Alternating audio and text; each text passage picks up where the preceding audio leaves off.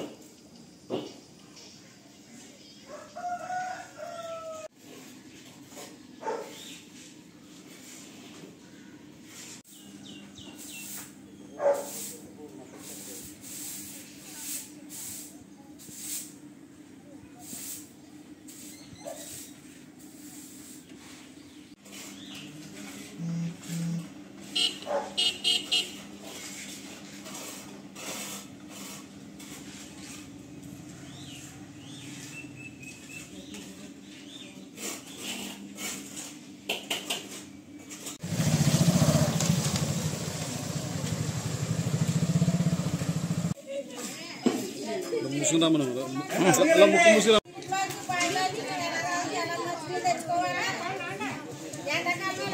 వర్షాకాలం అయితే ఎట్లా దారుణంగా ఉంటుంది. ఎలా నడుపుతానండి మంచినీళ్ళు తెచ్చుకుంటే అక్కడ పొలం ఉన్నది.